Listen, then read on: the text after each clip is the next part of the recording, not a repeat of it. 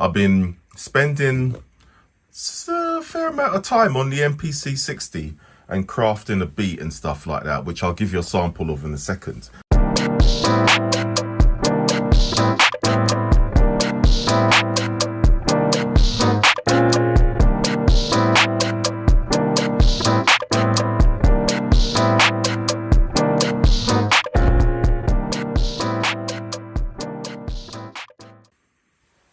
Yeah, everyone, how you doing? What do we have here? Floppy disks, double density, single density. It's been a while since I've used disks. Well, actually no, apart from the S950, but I mean used them in anger to actually create tracks. And I've been spending a fair amount of time on the MPC60 and crafting a beat and stuff like that, which I'll give you a sample of in a second. And it's interesting, some of the commentary I've seen on using vintage, let's call it vintage tech, and the time it takes. And I had forgotten now, just saving sounds and stuff like that, when you're on things like that over there, you don't have to think about it. Or even that one, even that one, even that one.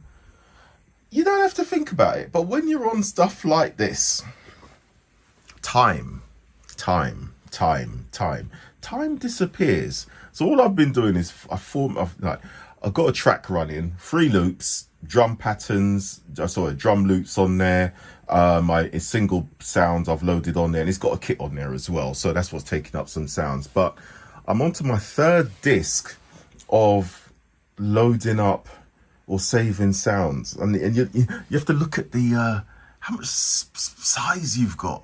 That's how much space have I got? 187K free, stuff like that, and you forget. And it's enlightening, but those restrictions are the things that make you sort of like think, okay, how much time do I actually need for this track, and tweaking and stuff like that. And it's so I've just done a beat. Let's see if I can play it. That's one element of it. Let's turn it up a bit, give you a little boost. Yeah, that's it. It's not finished yet, and there's another section to it. That's it, not playing anymore. But anyway, right, so working on actually saying that this track was meant to just come out as separate to anything else. I just came in and thought, I want to make a beat. I want something grimy, something dirty, nasty, back to those old dusty beats. Not just lo-fi, but just old school hip hop. And this is running at 96 beats per minute and stuff like that. And just based on some old samples and stuff like that. In this case, I actually went on to Tracklib, which I haven't been on that recently. It's mainly been just individual samples and just doing my own creativity and bits and pieces. But yeah, spent some time on it. And just came up with something. And the time spent editing compared to... Now, I have the same track running, just in comparison, on the Ableton Push. Now, it wasn't meant to be a direct comparison, but I can... Right, this is for people who... It's interesting. The sound is different, I have to admit. Now, I've got the same thing here. Let's see if it... Ooh, got it too loud. Right, take that back. Let's do it again. I might have to edit that bit out because it's just killed the speakers. So I've got the same thing running here, minus some drum sounds and stuff like that, but essentially it's all here.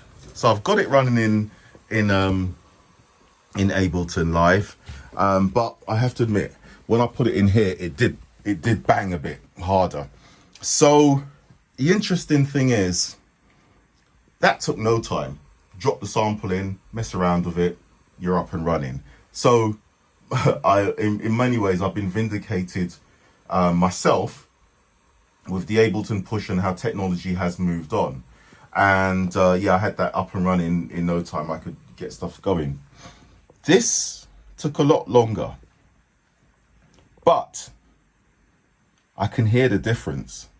So when you put the sample, you take the same sample out of that, and then you dump it into here. Yeah, it's 12-bit. You hear it. That grittiness appears, and it gives it something else. Would a general person notice the difference? Yeah, they'd probably notice the bang, but I suppose once you get through mastering processes and all that kind of stuff, then not too sure. But hey, yeah, it's very different. Now I could have carried on just cutting the track in my Push 2 and Ableton, or I could have done it here. I've got it in both. This is the one I'm probably going to use because there's something about the limitation grit. The process I will probably use to create the track, I suspect, will be slightly different. It will make me work within the limitations of this. Then I'm going to just I'm going to assign the sounds and then just record it out of the eight individual outputs out the back into back into a DAW. Don't know which one yet. We'll see. It might go back into Push, or I might just go straight to Pro Tools. Not sure. Anyway, we'll see. But I have to say, very different. But time disappears on this thing. So yeah, great sound, but your time disappears because you forget how much slower it is to actually get things going on this. But it is worth it. But at the same time, if you're working quickly and you've got deadlines, you might choose another option. But anyway, that's it for now. Chat later, speak soon, all the rest. All right. Have a great one, everyone. See you later. Bang the beat. Have it fading in the back.